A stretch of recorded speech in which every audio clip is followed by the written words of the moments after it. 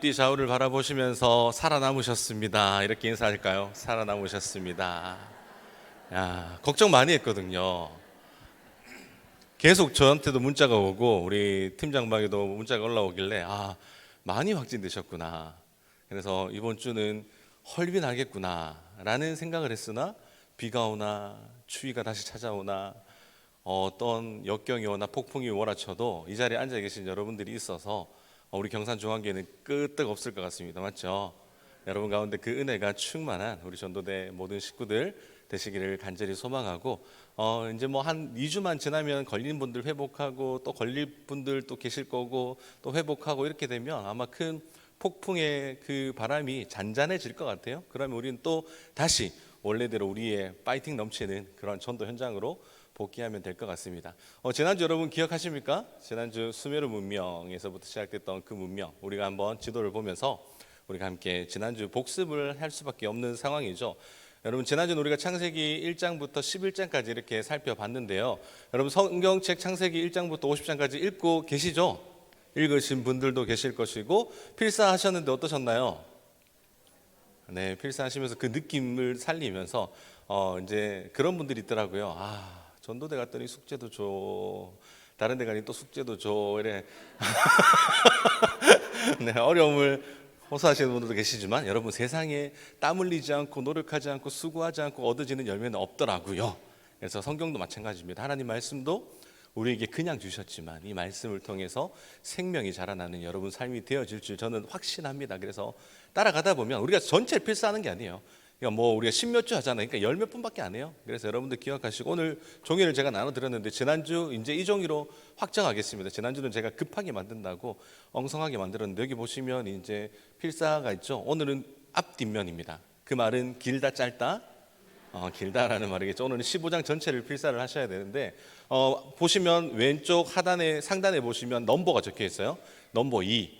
그래서 여러분 넘버 1이 없으신 분들은 뒤에 가셔서 나중에 받아 가시면 됩니다. 그리고 여러분들이 조금 이거는 여러분 그냥 자유롭게 쓰시라고 드린 거예요. 그래서 이제 저희가 오늘 핵심적인 내용이 뭐냐, 거기 내용들을 여러분 적으면서 메모에 끈적끈적도 해보시고 다양하게 이렇게 하시면 된다라는 활용 방안들, 그러니까 강의 같은 비슷한 강의 개요 뭐 그런 것들을 여러분들에게 제가 최대한 제공해 드리도록 하겠습니다. 오늘 제목은 족장을 알면 길이 보인다. 뭘 알면요? 족장을 알면 뭐가 보인다고요? 길이 보여요. 우리는 족장을 알면 길이 보이는 이것을 향해 달려갈 텐데 지난주 우리 복습 한번 해봅시다. 자, 저기 두 개의 강이 있습니다. 두 개의 강. 이 성경의 역사는 저 두 개의 강에서부터 시작됐는데 하나는 무슨 강이죠? 유프라데스 강이죠. 그 다음 하나는 티그리스 강이에요. 저 두 개의 강 사이에 땅이 시작되었어요. 두 개의 강 사이에 있는 땅 이름이 뭐라고요? 메소포타미아의 뜻이 뭐라? 두 개의 강 사이에 있는 땅, 그게 메소포타미아 문명입니다. 저기서부터 수메르 문명이 시작됐고 인류 최초의 문명이 시작되었죠. 우리는 메소포타미아에서 누가 살았다는 것을 짐작할 수 있습니까? 아브라함이 이제 주인공이죠. 다 살았어요. 저기 뭐 바벨까지는 다 저쪽에 있는 사람들이 살았는데 이제 아브라함이 중심입니다. 그리고 올라가다 보면 소아시아가 나오고요. 아래로 내려가다 보면 가나안이 나와요. 그리고 소아시아 이제 애굽이 나오겠죠. 애굽의 중간에 있는 강이 하나가 있었으니 그 이름은 아주 유명한 무슨 강이라? 나일강이라. 강을 따라서 문명이 시작되고 사람들이 모이기 시작하고 역사가 되는 거예요. 그리고 조금 올라가다 보면 그리스, 그리고 그리스 그 위에는 마게도니아, 그리고 로마. 이것이 가장 핵심되는 중요한 여러분들이 외우셔야 될 거예요. 왜냐하면 이 나라들을 통해서 예수님이 어떻게 신약시대에 사역하게 되었는지 앞으로 발견되어질 겁니다. 어떻게 된다고요? 앞으로 공부하면서 저래서 우리가 공부했고 배웠구나라는 것을 깨닫게 되는 그때가 오는데 그때는 언제 올 거냐? 봐야 흘러 한 6월 달쯤 되면 그때가 발견되지 않을까. 그러니까 우리는 어떻게 해요? 빨리 가야 돼요? 천천히 가야 돼요? 천천히 한 단계 한 단계를 거치면서 가야 됩니다. 자, 보십시다. 아브라함이 주전 2166년에 아브라함이 태어났다라고 그랬죠. 아브라함을 통해서 뭐가 시작되었다고 했습니까? 구속 역사의 시작이 되었어요. 여러분, 아브라함 하면 떠오르는 단어가 뭘까요? 대부분 믿음의 조상이라는 결론을 내립니다. 그런데 믿음의 조상도 당연히 수식어로 따라오는 거지만 아브라함 하면 바로 이동 경로예요. 이동 경로. 아브라함이 어떻게 이동했는가가 굉장히 중요해요. 왜 중요하냐면 여러분, 우리가 성경을 읽을 때 패턴 연구라는 게 있습니다. 패턴 연구. 이 말이 뭐냐면 말 그대로 성경에 본문들이 있잖아요. 다양하게 66권의 본문들이 있는데 이 본문들의 주제가 유사하게 반복적으로 나오는 본문들을 비교하고 연구하는 작업이 뭐냐면 패턴 연구예요. 성경에 자주 등장하는 수식어가 있죠. 수식어가 뭡니까? 불임. 많이 들어보셨죠? 불임. 여러분, 이 불임이 있는데 이 성경의 중요한 순간마다 뭐가 등장을 하느냐? 불임이 등장을 해요.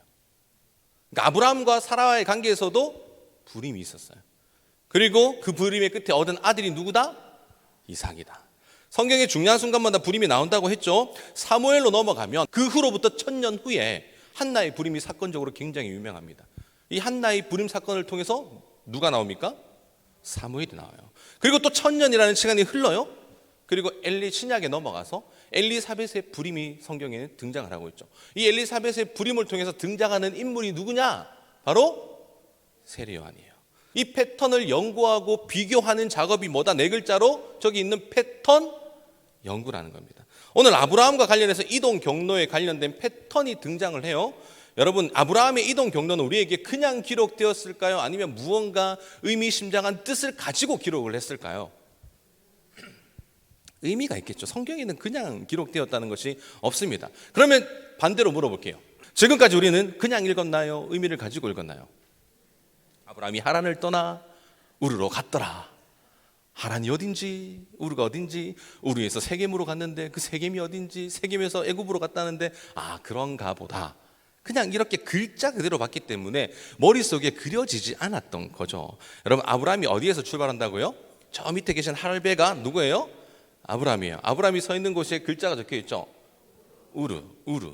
우르라고 하는 곳에 아브라함이 살았습니다. 갈대아 우르에서 출발하죠. 우르는 메소포타미아 문명의 시작인 수메르 문명의 시작이라고 했죠. 우르에서 태어난 아브라함이 그곳을 떠나 어디로 갑니까? 우르를 떠나요. 창세기 11장 31절에 보면 우르를 떠납니다. 가족들과 함께. 그래서 우르를 지나면 그 위쪽에 북쪽으로 가면 뭐가 있다는 거예요? 바벨론이 있어요. 그러니까 우르를 지나 바벨론을 지나 그가 갔던 곳이 어디였냐면 하란이에요. 여기까지의 거리가 얼마나 걸릴까? 자, 우르에서 하란까지 가는 거리가 얼마나 걸릴까? 이렇게 지나갔단 말이에요. 아브라함이 길을 떠났어요. 이 아브라함이 모형이 지나갈 때까지는 1초, 2초밖에 걸리지 않지만 여기까지의 거리가 900km예요. 여러분, 가족들을 데리고 갔어요. 이 900km도 어떤 900km냐면 직선 거리가 900km라는 거예요. 이 당시 길이 직선으로 나있을 리가 있다 없다?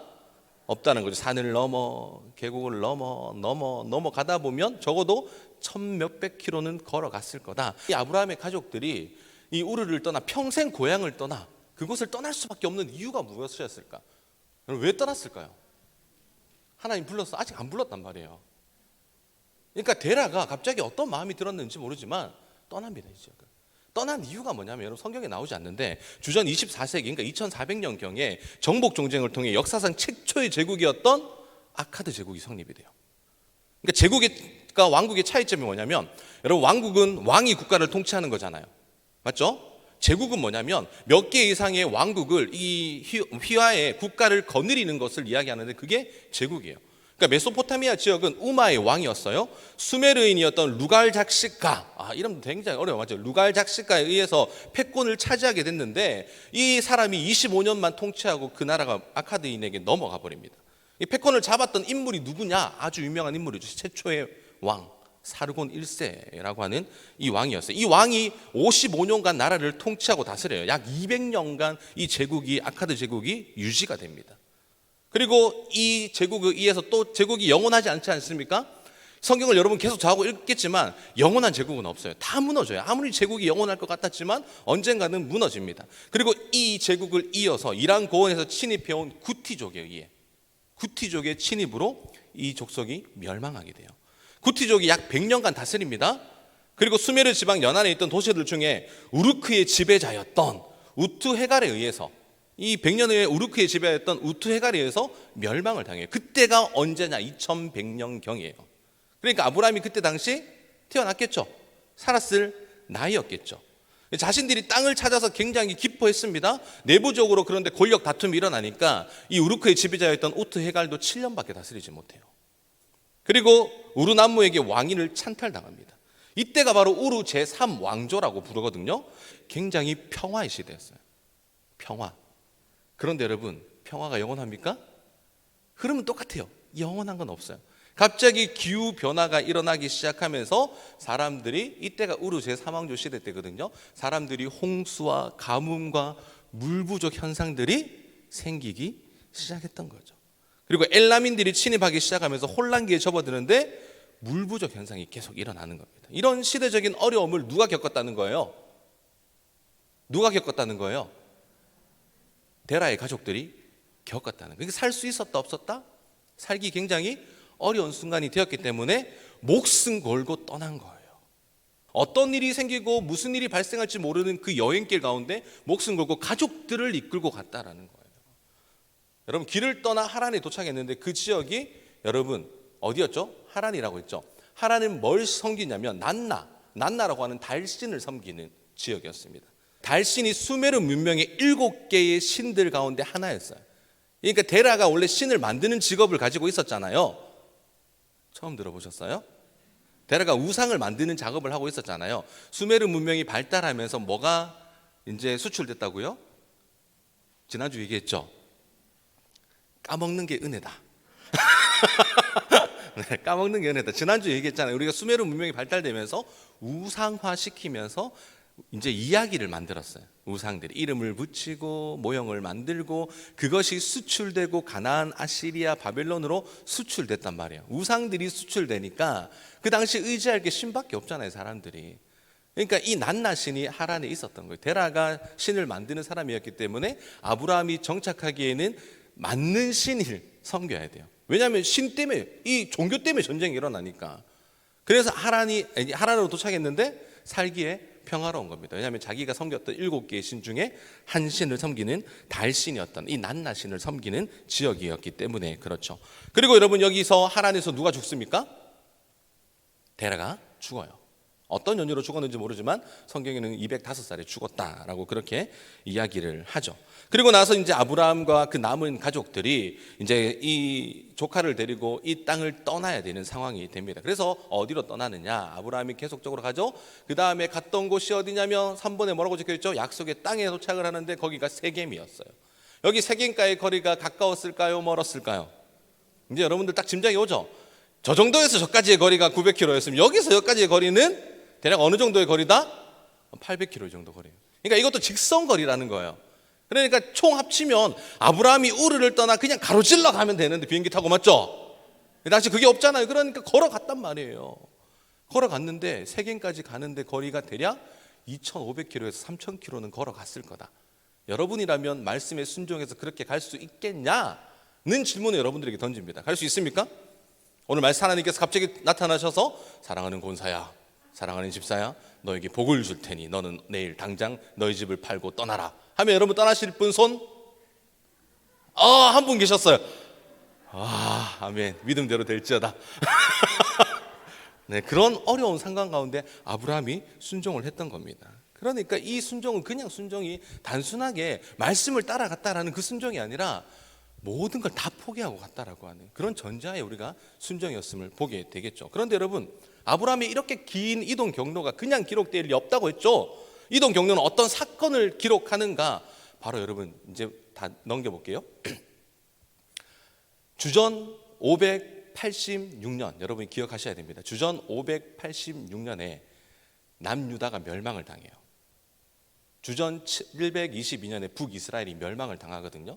그건 나중에 점차적으로 볼 거고, 586년에 남유다가 바벨론에 의해서 멸망을 당합니다. 그때 당시 포로로 잡혀가요. 이스라엘 백성들이 포로로 잡혀가서 그로부터 페르시아 왕 때 고레스에 의해서, 맞죠? 고레스에 의해서 바벨론에서 유다로 백성들이 1차에서 3차까지 나눠가지고 기환합니다. 포로 기환이라고 하죠. 그때 유다 사람들이 어떻게 포로를 잡혀갔다가 기환했는가? 아브라함의 이동 경로에 따라 하란을 거쳐 가나안으로 들어왔던 거예요. 그러니까 앞으로 1500년 후에 있을 그 역사적인 사건에 누가 먼저 그 길을 걸어온 거예요? 아브라함이 걸어왔던 거예요. 그게 바로 출바벨론입니다. 그럼 한 번도 들어보신지 않았을까요?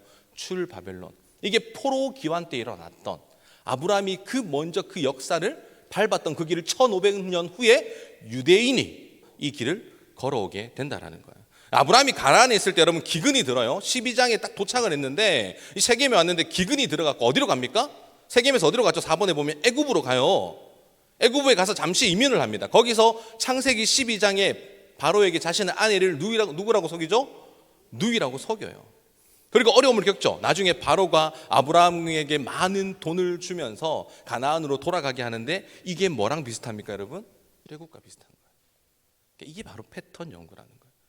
아브라함은 역사적으로 일어날 그 길을 미리 땅을 밟았던 사람. 아브라함의 이동 경로가 출애굽의 모티브가 되는 거죠. 그러니까 아브라함의 이동 경로는 믿음의 조상답게 그의 흔적들이 앞으로 일어날 현상들에 대해서 보여지고 있는 겁니다. 그렇기 때문에 여러분 이동 경로가 중요할까요? 중요하지 않을까요? 굉장히 중요하죠. 그런데 우리는 이 이동 경로를 중요하게 여겼을까요? 여기지 않고 성경을 읽었을까요? 여기지 않았단 말이에요. 뭐 그게 나랑 무슨 상관이야. 지금도 제가 듣지만 출바벨론 그게 나하고 무슨 상관인데 출애굽은 내가 많이 들어봤으니까 그래 이게는 간다 이렇게 하지만 여러분 역사적으로 굉장히 중요한 사건을 담고 있다는 거예요. 아브라함을 보면서 이동 경로는 또 무엇을 보여주는가? 아브라함이 우르했을 때 하나님께서 일방적인 선택을 하세요. 일방적인 선택을 하셔서 하나님께서 아브라함에게 찾아오세요. 그리고 하나님의 백성이 되죠. 아브라함이 하나님이 부르심을 받는 이 사건을 통해서 우리는 우리의 부르심이 받는 역사가 어떻게 진행되는지를 고스란히 알게 되는 겁니다. 여러분 이게 바로 믿음의 사건이에요. 여러분 아브라함에게도 우리에게도 일방적으로 하나님이 찾아오셨잖아요. 맞죠? 여러분에게도 일방적으로 찾아왔잖아요. 하나님 만나주세요가 아니라 그냥 하나님이 갑자기 찾아왔어 나에게. 똑같죠? 아브라함에게도 갑자기 찾아오셨어요. 그리고 우리에게 뭘 말씀을 하시는데 어떤 말씀을 하긴 하십니까? 건져내겠다라고 하는, 너에게 구원을 약속하시는 거예요. 건져내겠다고 하는 약속을 아브라함에게도 하셨고 누구에게도 하셨습니까? 우리에게도 하셨어요. 그런데 그 말씀에 바로 순종하는 사람도 있지만 어떤 사람도 있다? 불순종하는 사람도 있죠. 그래서 불순종하는 사람을 우리는 잡아와야 돼요. 그 역할을 누가 하는 거예요? 순종했던 우리가 불순종하는 저 죽어가는 대구와 시민 가운데 잡아내서 건져내야 되는 게 누구의 역할이다? 우리의 역할이에요. 아브라함이 그랬거든요. 여러분 하란에서 아까 데라가 죽었다고 했잖아요. 약속의 땅으로 가야 되는데 갔을까 안 갔을까요? 1번 갔다, 2번 안 갔다. 약간 주관식으로 하니까 굉장히 어려워하시는 것 같아서 제가 객관식으로 바꿨습니다. 하나님께서 아브라함에게 나타나셔서 야, 너 가나안으로 가라고 하니까 아브라함이 1번 바로 순종해서 갔다, 2번 불순종해서 안 갔다, 3번 모르겠다. 여러분 안 갔어요. 바로 안 갔단 말이에요. 이삭을 바치할 때는 바로 가는데 이때는 당시 믿음이 이제 조만큼 생겨나기 시작하는 사람인데 여러분 이제 막 전도한 사람한테 가서 우리 목요 전도대 나오세요라고 하면 1번 온다, 2번 안 온다. 안 와요. 똑같은 거예요. 그거랑 구조가 안 가는 거예요. 그러니까 하나님께서 답답하시죠. 그러니까 하나님께서 뭘 하시냐면 이 아브라함에게 복을 이제 말씀하시는데 그 말씀이 뭐냐면 내가 너에게 복 주고 많은 자손을 주겠다고 하는 그 말씀이 창세기 12장 1절에서 오늘 읽었던 3절까지의 말씀이에요. 그러니까 이제는 누구를 믿고 가라는 거예요? 지금까지는 다른 우상을 믿고 갔다면 이제는 너는 나를 믿고 가라라는 거예요. 하나님을 믿고 가라고 말씀하시니까 그 말씀에 반응하여 순종한 사람이 바로 아브라함입니다. 여러분 우리에게도 동일하지 않습니까? 이 땅에 살면서 험악한 시간을 우리는 보냅니다. 가라고 명하심에도 불구하고 이 길이 맞을까? 내가 이 길 가야 될까? 발을 동동거리면서 갔다 다시 돌아왔다 제자리가 어렵하는 게 우리의 모습 아닙니까? 그런데 여러분 하나님께서 분명하게 여러분에게 찾아오셔서 말씀하시는데 어떤 말씀이냐? 내가 너와 함께 할게. 여러분 그 음성 들으시는 전도대원이 되시기를 간절히 소망합니다. 그 말씀에 순종할 때 우리 삶 가운데 뭐가 펼쳐지느냐? 기적이 펼쳐져요. 언제요? 언제 할 때? 순종할 때. 여러분의 삶을 누가 보호하신다고요? 하나님이 보호하신다는 거예요. 분명하게 보여주세요. 하나님께서 어떤 사건을 통해. 그리고 우리에게 말씀하시는 것이 뭡니까? 우리를 이끄시고 붙드시고 하나님을 바라볼 수 있는 그 믿음의 여정이 펼쳐지기를 우리에게 원하시는 겁니다. 아브라함이 창세기 22장에 아주 믿음의 사건, 대유명한 사건, 22장에 어떤 사건이 펼쳐집니까? 믿음의 절정을 맞이하는 사건이 나오는데 독자 이삭을 하나님께 드리는 모습을 보여주는데, 이 이야기를 통해 우리는 어떤 장면을 발견하는가? 하나님께서 우리를 구원하시는 방법에 대해서 우리가 볼 수 있는 거죠. 그냥 순종이 아니라 이삭의 순종, 아브라함의 순종이 아니에요. 이 사건을 통해 우리에게 보여주시고자 하는 것은 하나님이 우리를 어떻게 건져내실까 하는 그 역사적인 사건을 가지고 있다는 거죠. 이 사건의 패턴이 동일하게 적용되는 겁니다. 봤죠? 부름의 패턴, 이동 경로의 패턴, 구원의 패턴, 이것들이 계속적으로 반복적으로 일어나는 거예요. 하나님이 앞으로 하신 일들을 우리에게 성경을 통해 뭐 하는 거죠? 보여주시는 거예요. 그러니까 성경을 읽을 때 이런 사건이 왜 일어났을까? 앞으로 이 사건을 통해 어떤 것이 연결되겠구나 라는 것을 우리는 이제 짐작하면서 뭘 읽으시면 된다? 성경을 읽으시면 된다라는 거죠.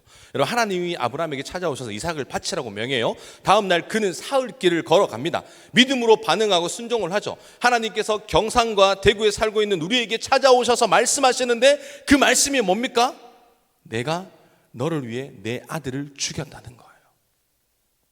여러분들을 위해 누구를 죽였다고요? 예수님, 하나님의 아들 예수 그리스도를 죽였다고 하는 그 말씀을 우리에게 하는 거죠. 이 말씀은 하나님께서 자신의 독생자를 죽이심으로 우리를 뭐 하시겠다? 구원하시겠다.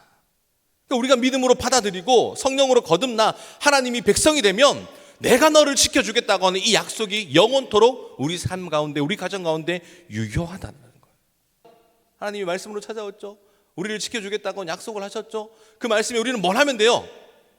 믿음으로 반응하면 되는 거예요. 그 반응함에 따라 각자의 생각이 다르겠죠. 여러분들이 전도가 될 수 있고, 말씀을 읽는 것이 될 수가 있고, 교회를 위해 봉사하는 것이 될 수가 있고, 믿음으로 반응하는 것은 각자의 역량에 따라 다르게 나타날 수 있다라는 겁니다. 근데 그것을 표현하셔야 돼요. 왜 하나님께서 말씀으로 여러분에게 찾아오셨어요? 우리를 지켜주겠다고 약속까지 하셨어요? 내가 믿음으로 반응했어요? 반응했다는 것은 뭔가 했다라는 거죠. 그래서 그 반응이, 표현이 결국 뭐가 되는 거예요? 하나님의 백성이 되는 삶이 된다라는 겁니다. 여러분, 반응으로 이 여정의 길을 걸어가시는 우리 전도대원들이 되시기를 간절히 소망합니다. 여러분, 통치 아래 살아가요. 하나님의 백성이니까 하나님의 통치 아래 살아가는데 고난이 있을까요? 없을까요? 이게 우리의 문제인 거예요. 고난이 있죠. 여기 앞에 서 있는 듬직한 박춘성 목사에게는 고난이 있을까요? 없을까요? 없어요, 이제는. 과거형. 이전에는 있었죠. 그래서 웬만해서 아무렇지 않게 다 헤쳐냈고, 이제 앞으로 일어날 사건들은 뭐 이제 앞으로 펼쳐질 이동 경로와 비슷하겠죠. 하나님께서 그 경로를 통해서 어떻게 일하실까? 우리는 그 사건의 여정 가운데 어떤 눈으로 바라보냐에 따라서 그것이 고난이 될 수가 있고 선물로 바뀔 수가 있는 거예요. 여러분 삶 가운데 앞으로 그 고난이 선물되어질 줄 믿습니다. 하나님께서 그렇게 바꾸어 가실 거예요. 우리는 뭘 하면 되냐면 믿음으로 반응만 하면 돼요. 굳이 내가 거기서 벗어나려고 안간의 힘을 쓰실 필요가 없다라는 거예요. 하나님의 백성으로서 믿음으로 반응하기만 하면 하나님께서 그 고난이 오고 어려운 역경이 찾아와도 하나님께서 붙들어 주시겠다. 그래서 하나님 이제 아브라함을 통해서 구속 계획을 연장선을 긋는 그 말씀을 해주시는데, 그게 뭐냐면 아브라함을 통해서 자손이 넘쳐날 것이다 라고 하는 그 말씀이었죠. 그러니까 그 말을 들었을 때 아브라함이 이해를 했는지 모르겠어요. 근데 시간이 지나면서 자손에 대한 명확한 의미가 드러나기 시작하는 거예요. 하나님은 전능하시고 하나님을 믿고 의지하면 나의 삶 가운데 펼쳐진다라고 하는 그 고백이 아브라함의 삶을 통해 드러나게 되는 겁니다. 이게 아브라함의 여정이에요. 쉽죠? 네. 나중에 영상을 보면서 또 보시면 또 쉬울 거예요. 그래서 아브라함을 읽을 때 우리가 이런 생각으로 읽으시면 된다. 그 다음 누굴까요? 이삭. 이삭은 여러분 두 번째 인물이 이삭하면 딱 떠오르는 단어가 떠올라야 됩니다. 십자가에 달리신 어린 양이에요. 누구라고요? 십자가에 달리신 어린 양. 이게 바로 여러분 내리를 스쳐 지나가야 돼요. 이삭하면 십자가에 달리신 어린 양, 예수님. 우리가 구약 성경을 읽을 때 반드시 기억해야 될 부분이 있는데 그리스도, 예수님이에요. 그러니까 성경을 읽을 때 예수님 중심적으로 우리가 읽어야 됩니다. 그 사건은, 구약은 오실 메시아에 대한 예언적 기록이에요. 신약은 오신 예수님에 대한 역사적 기록이잖아요. 그러니까 그 모든 것들이 구약을 읽을 때는 앞으로 이 사건들을 통해서 예수님과 어떻게 연결되어 있는가, 그것을 발견하면서 우리가 성경을 읽어야 됩니다. 여러분, 성경이 신비한 이유가 뭐냐면 시대적 격차가 있어요. 몇천 년이라고 하는, 앞으로 몇천 년 후에 일어날 사건이잖아요. 이삭이 바쳐지고 나서 여러분 오늘은 2166년부터 1805년까지 사건을 다룰 겁니다. 그러니까 앞으로 예수님께서 주전 4년경에 오시니까 앞으로 1800년 후에 오신단 말이에요. 그런 1800년이라고 하는 그 간격이 있는데 이게 굉장히 신비한 거예요. 모세오경부터 율법석 같은 경우에는 아주 오래된 책이잖아요. 그것을 통해서 하나님께서 예언적으로 역사가 이루어진다, 성취된다, 이것은 기적이 아니고서는 불가능한 겁니다. 그러니까 구약성경 같은 경우에도 처음에는 유대인들만 읽었던 그런 경전이었거든요. 그들만 읽었던 책이었어요. 그들만의 리그. 그런데 구약성경을 읽으면 그 속에서 발견되는 게 누구냐? 예수님이에요. 오실 메시아. 그래서 유대인들은 메시아가 예수님인지 인정 안 하잖아요. 우리는 인정하는 거예요. 메시아가 예수님이시다. 그래서 그들은 아직도 유대인들은 누굴 기다려요? 오실 메시아를 기다리고 있는 거예요. 구약성경은 예수님에 관련된 예언적인 책입니다. 무한 반복하면서 이것을 이야기하고 있다는 거예요. 구약 속에서 계속 반복되는 나타나는 패턴 이야기를 제가 했지 않습니까? 어떤 방식으로 나타나는지 여러분 생각해 보셔야 됩니다. 아브라함과 사라가 그에게 뭐가 있었다? 불임이 있었다. 불임이 기적적으로 출생한 부분이 있는데 예수님도 성령으로 기적적인 출생을 하게 되는 거예요. 그것도 연관이 되어 있는 거예요. 그러니까 이삭은 아브라함 말에 순종하면서 모리아산을 선택하고 가요. 그때 이삭의 나이가 어리지 않았습니다. 대략 학자적으로 얘기하기를 10대 중반 청소년의 나이였다라는 거예요. 아버지와 함께 올라가는데 양이 없잖아요. 그래서 물어요. 아빠, 양이 어디 있어? 그러니까 결국 끝까지 따라가요. 아버지가 어떠한 대답도 하지 않는데 하나님이 예비하셨어, 준비하셨어 그 말만 하는데 그 청소년 나이 때에 믿고 순종한다? 여러분 기적일까요? 기적이 아닐까요? 제가 지금 청소년을 키우고 있는 그 나이 입장에 있는 부모로서 이야기하자면 이거는 일어날 수 없는 일이에요. 그러니까 이삭은 일어날 수 없는 믿음으로 반응을 하고 지금 일어나고 있는 거예요. 하나님께서 나타나셔서 이제 아브라함이 죽이려고 하니까 됐다라고 말씀을 하시죠. 그래서 그때의 아주 유명한 말씀이 있죠. 뭡니까? 여호와 이레. 그 뜻이 하나님이 준비하셨다라고 하는 거죠. 무엇을 준비하셨습니까?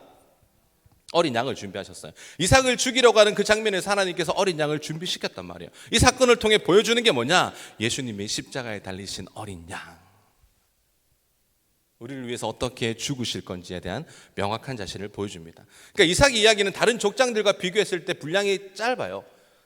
이 말은 이삭이 덜 중요하다 그 말이 아닙니다. 짧지만 강렬한데 당시 여러분 이삭이 아주 유명한 사건들이 있죠. 뭘 파는 사람? 뭘 파는 사람? 우물을 파는 사람. 우물을 10개 파면 1개가 나오면 정말 로또 맞은 거예요. 그 당시 시대적으로. 그런데 여러분 이삭은 10개를 파면 10개가 다 나오는 우물에서 맑은 물이 나오는 겁니다. 이게 무슨 뜻이냐? 우물은 생명줄을 이야기하는 거예요. 그러니까 이삭이 파는 모든 우물 속에서 생명줄이 흐른다. 근데 이 생명줄이 어떻게 흐르냐? 이삭이 땅에서 팠는데 이웃 사람들이 그것을 보고 시기하고 질투하죠. 그래서 찾아온단 말이에요. 원망과 불평을 쏟아넣습니다. 싸웁니까? 안 싸웁니까? 안 싸우고 다른 지역으로 가요. 여러분 이게 우리에게 관계에 대해서 설명을 해주는 거예요. 그리스도인들이 어떻게 관계를 맺고 살아가야 되는지. 내 이웃들이 찾아왔을 때 내 건데 내가 팠는데 내 거 맞잖아요. 근데 시기하고 질투하고 죽이려고 해도 그냥 주고 가는 거예요. 왜? 하나님께서 다른 곳에서도 기적을 펼치실 거기 때문에. 그러니까 우리는 어떻게 살아가야 되는가? 그리스도인 백성으로서. 여러분 어떻게 살아가야 된다고요?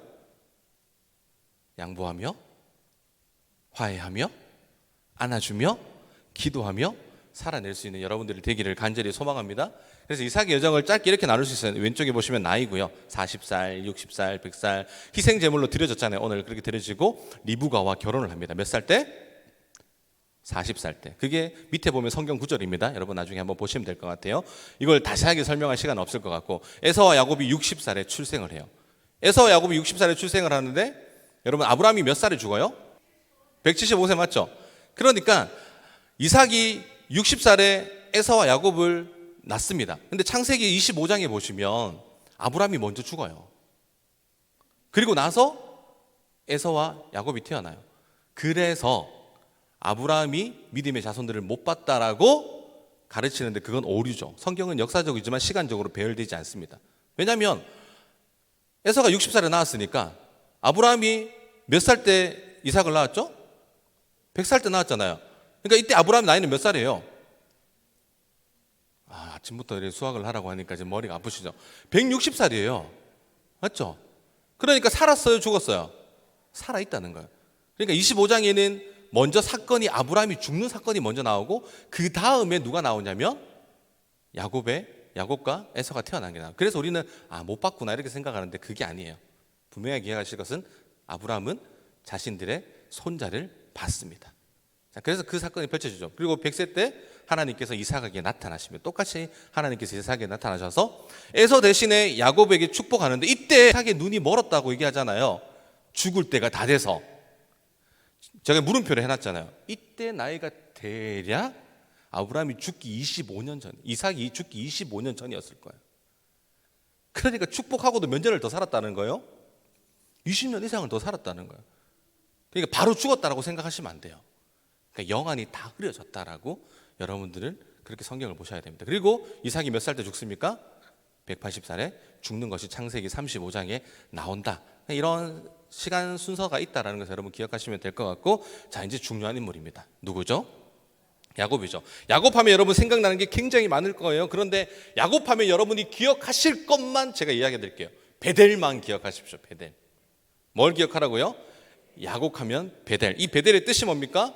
히브리어로 베트는 집이에요. 엘은 하나님이죠. 그래서 이것이 상징하는 바가 뭡니까? 하나님의 집. 하나님의 집을 생각하니까 우리에게 떠오르는 두 가지의 단어가 있어요. 두 글자. 성전. 여러분, 이 당시 성전이 다른 말로 하면 하나님의 집인데 여호와가 거하시는 곳인데 물리적으로 거하시진 않지만 여호와가 거하시는 곳이라고 해서 우리는 성전이라고 그렇게 부르죠. 이때 성전이 있었나요? 없었나요? 없었어요. 그래서 베델은 야곱에게 마치 뭘로 보여줬다? 성전처럼 보여줬다. 여러분, 야곱 이야기에서 베델로 시작해서 베델로 끝납니다. 이 사건만 여러분 기억하십시오. 왜 그런지 살펴보면 야곱이 부엘세바에 살았거든요. 이삭 자손들이 부엘세바에 살았는데 가족들과 함께 같이 살다 보니까 야곱이 나중에 형에게 뭘 쳐요? 형에게 뭘 치죠? 사기를 쳐요. 사기를 굉장히 잘 치는 아이가 누구다?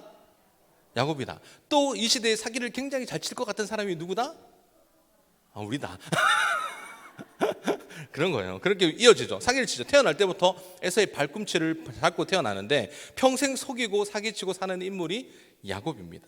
아버지의 임종을 앞뒀다라고 했는데 이건 잘못된 거라고 얘기했죠. 임종을 앞뒀죠. 말 그대로 맞아요. 몇십 년 뒤에 일어날 임종을 앞둔 거예요. 그래서 그때 뭘 치냐? 또 사기를 치는데 그때 사기를 친 게 뭐예요? 축복권. 그래서 형의 축복을 자신이 가로채죠. 꼬리가 길면 어떻게 됩니까?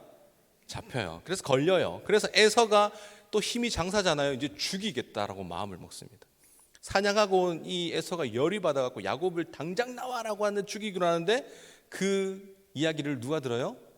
야곱의 엄마였던 누구죠? 와, 잘하시네요. 리브가가 들어요. 그래서 리브가가 삼촌이 살고 있던 어디로 보냅니까? 우른지 하란인지 하란으로 보내요. 하란이 또 거기랑 연결되어 있는 거예요. 하란으로 하란까지 몇 킬로라 했죠? 여러분 기억력이 나죠? 하란까지 800킬로의 길을 야반 도주에서 건너가기 시작하는 겁니다. 그러니까 여러분 조금씩 이해가 가죠. 이제 다시 돌아가는 거예요. 왔던 길을. 야곱이 도망을 치는데 쉬지 않고 달려 도착한 곳이 어디냐? 여기 보시면 부엘세바 작게 돼 있는데 부엘세바예요. 부엘세바에서 쉬지 않고 달려간 길이 여러분 어디라고 얘기합니까? 베델이에요. 이 길을 성경은 얼마 만에 갔냐고 얘기하냐면 반나절 만에 갔다라고 얘기해요. 여러분 잘 보세요. 아까적으로 기억을 딱 더듬어 보십시오. 아브라함이 이삭을 바쳤던 곳이 모리아 산이잖아요. 모리아 산에 나중에 뭐가 세워져요? 예루살렘 성전이 세워져요. 맞죠? 그 길이 몇 길이라고 얘기합니까? 며칠 길이라고 얘기해요. 성경은 3일 길이라고 얘기를 하잖아요. 그러니까 여기 보시면 이게 안 되는구나. 여기 보시면 여러분 북쪽으로 계속 올라가다 보면 예루살렘, 노란 거 밑에 보면 글자에 뭐라고 적혀 있어요? 이스라엘 지도에 예루살렘이라고 적혀 있어요. 그러니까 야곱이 머물렀던 베델은 예루살렘을 통과해야 되는 길인데 그 길을 얼마 만에 갔다? 반나절 만에 갔다. 여러분 야곱은 우리가 편견을 가지고 있었어요. 약하고 왜소한 사람. 절대 아닙니다. 자기 할아버지와 아버지가 걸어갔던 그 3일 길을 야곱은 우사인 볼트도 아니고 최고의 마라토너 이봉주도 아니고 그 사람보다 더 뛰어난, 성경에서 달리기 시합으로 하면 역사상 1등 할 사람이 누구다? 야곱이라는 거예요. 마라톤을 하려면 체력이 좋아야죠. 야곱은 체력도 좋았습니다. 그 길을 90km 가량 되거든요. 90km를 죽어라 걸음아 나 살려라 뛰기 시작하니까 반나절 만에 도착할 수 있는 거예요. 42.195m를 거의 선수들이 2시간에서 3시간 사이 뛰잖아요. 이 사람은 대단한 사람이에요. 그러니까 우리가 야곱을 지금까지 너무 왜소한 사람으로 봤지, 목숨 걸고 뛰니까 할 수 있는 거예요. 전도도 목숨 걸고 하면 할 수 있다 없다? 할 수 있다는 거예요. 목숨이 생사가 달려있으면 못할 일이 없다라는 거예요. 이왕 야곱 얘기가 나왔으니까 우리 한 가지만 더 풀고 갑시다. 여러분, 야곱이 힘이 약하다는 생각하는 사람 손. 에서는 힘이 세고 야곱은 힘이 약하다. 우리는 지금까지 그렇게 들었단 말이에요. 외소에서 엄마 치맛자락에서 자라가지고 야곱은 굉장히 힘이 약한 사람이다라고 우리는 그렇게 평가했지만 절대 힘이 약한 사람이 아니었어요. 왜냐하면 여러분, 이 창세기 29장에 나중에 적어 놓으시면 창세기 29장에 가면 야곱이 라헬을 만나는 장면이 있어요. 그때 야곱이 라헬 앞에서 힘자랑을 하는데 어떤 힘자랑을 하냐면 10절에 보면 돌을 옮겨요. 돌. 3절과 8절에 보시면요, 그 돌이 어떤 돌이냐면 혼자서는 들 수 없는 돌이라고 얘기해요. 그런 돌을 사랑하는 여자를 만나니까 힘이 불끈 솟아가지고 그냥 들어가지고 힘자랑을 하는 게 누구다? 야곱이다. 여러분, 야곱 이름 자체가 씨름 기술이거든요. 그러니까 씨름이 엄청 힘들지 않습니까? 체력적으로. 야곱이 엄청 체력적으로 강했고 힘도 엄청난 인물이었다라는 것을 우리는 빼먹고 성경을 읽으시면 안 돼요. 이제 편견을 버리셔야 돼요. 에서와 야곱이 싸우면 비등할 수도 있습니다. 에서는 활을 잘 쏘는 사람이었고 야곱은 집에서 뭘 할 게 뭐 있겠어요. 돌 옮기고 이러다 보면 근육질 몸매가 되었겠죠. 자연스럽게 몇십 년 동안 오래 살았으니까 몇십 년 동안 그렇게 하는데, 그러니까 야곱이 여러분 절대 힘이 약하다라는 생각을 하시면 안 됩니다. 그래서 야곱의 인생의 여정을 나누면 이렇게, 야곱의 인생의 여정이 굉장히 많아요. 여러분 빨리빨리 넘겨볼게요. 에서의 장자권을 25장의 가리조부터 시작해서 여러분 야곱이 언제까지 나옵니까? 마지막에 죽음이 47장에 기록되어 있습니다. 그러니까 방대한 분량을 야곱을 통해 일어나는 거예요. 에서의 장자권을 가지죠. 거래를 하죠. 에서의 축복권을 훔치죠. 그리고 하늘에 오르는 사닥다리 꿈. 사닥다리라고 하는 것은 지난주에 제가 지구라트를 이야기하면서 얘기했죠. 하늘로 바로 뻗어지는 그런 우리가 생각하는 사닥다리가 아니라 계단 형식에 올라가는 그 지구라트 성전, 그곳에 올라가는 사닥다리의 꿈이었다. 왜냐하면 그 당시 신의 모양이 어떻게 생겼는지 모르지만 다음 주 우리가 출애굽기에서 살펴보겠지만 여러분 왜 황소를 섬겼는지 신이라는 모양을 본 적이 없기 때문에 그렇게 자유롭게 만들었던 거예요. 그게 하나님이라고 했던 백성들이 믿고 따라갈 수밖에 없는 이유가 왜 그랬는지 다음 주에 보도록 하겠습니다. 그래서 여러분 라헬과 결혼을 하죠. 그리고 라헬과 또 결혼을 합니다. 아들들이 태어납니다. 이 아들들을 통해서 무슨 민족이 태어납니까? 이스라엘의 민족이 시작되는 거예요. 그리고 라반으로부터 도망을 치죠. 하나님과 또 씨름을 하고 만나는데 베델에서부터 시작된 그의 인생이 어디로 이어진다고요? 베델에서 만난다. 야곱이 부족함 투성인 사람이잖아요. 부족함이 많은 사람 아닙니까? 여러분, 그런데 이 부족함 많은 사람에게 또 한 가지 약속을 하는데 그게 뭐냐면 하나님께서 찾아오셔서 너와 함께 하겠다는 약속이에요. 이 약속을 반드시 하나님께서 각 족장들에게 하십니다. 그 말은 우리들에게도 한다는 말이에요, 안 한다는 말이에요? 동일하게 한다는 거예요. 왜 그런 말씀을 하냐면 야곱이 두려움이 많은 인물이었어요. 힘이 센 거랑 두려움이 많은 건 달라요. 엘리야가 바알과 싸울 때 850명 무찌르잖아요. 근데 이세벨이라고 하는 그 여인에게 두려워해서 자신의 스스로 생명을 끊으려고 했던 것처럼. 그러니까 다른 거예요. 그거는 힘이 센 거와 두려움이 있는 거예요. 그래서 이 두려워하고 있는 야곱에게 내가 너와 함께 하겠다고 하는 임마누엘의 약속을 주십니다. 임마누엘. 여러분, 임마누엘이 뜻을 풀이하면 뭐예요? 하나님이 너희와 함께 하시겠다. 이 말이 누구에 칭하는 말입니까? 임마누엘은 예수님을 칭하는 또 다른 말이에요.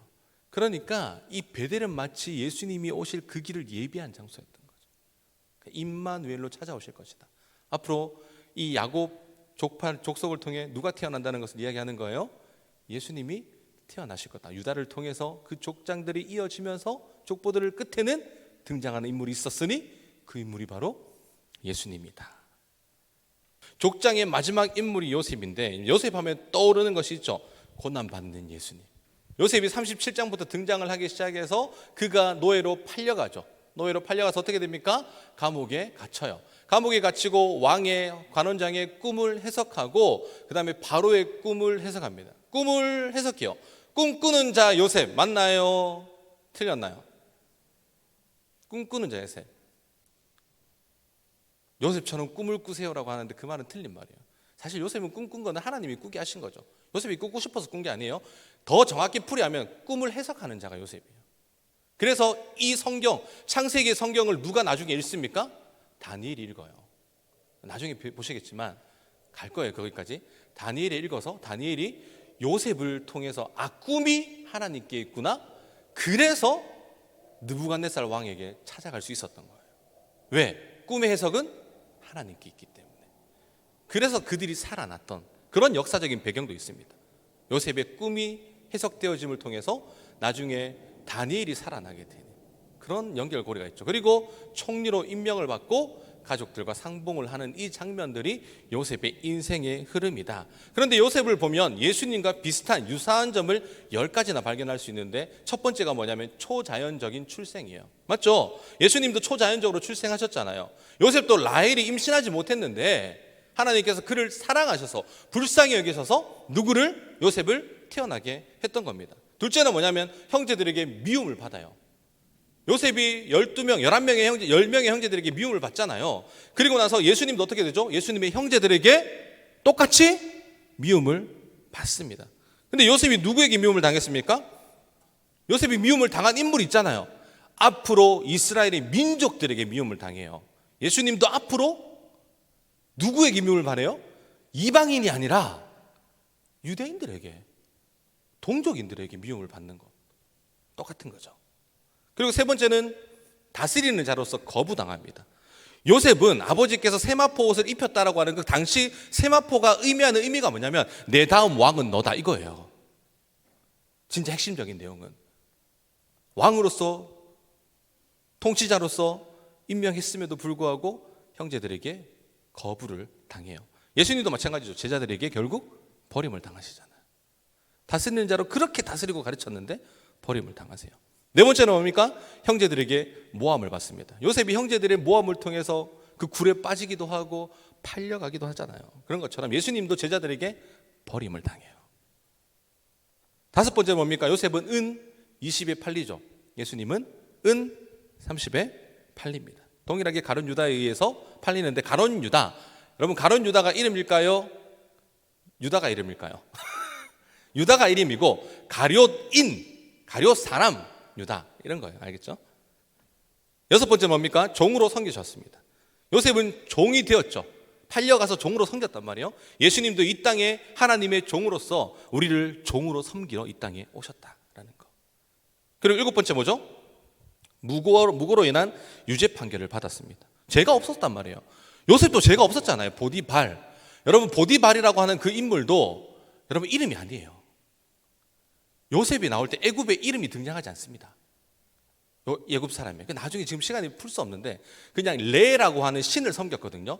레게의 아들 보디발이에요. 그러니까 그냥 이거를 쉽게 풀이하면 보디발의 그 뜻이 뭐냐면 그냥 애굽 사람 이거예요.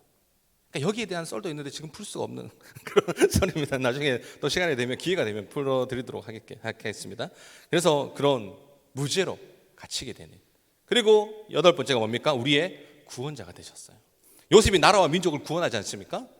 예수님도 순종하심으로 말미암아 이 땅의 민족과 열방을 구원하시는 거예요. 아홉 번째 뭡니까? 백성을 평화로 통치하셨다. 그러니까 굉장히 그 험악한 시대 가운데 상 이집트 다음 주에 배울 건데 하 이집트 굉장히 넓은 땅입니다. 그 땅에 모든 땅에 기근이 들었어요. 가나안 지역까지 다 기근이 들었단 말이에요. 그것을 평화로 다스렸던 인물이 누구냐? 요셉이었어요.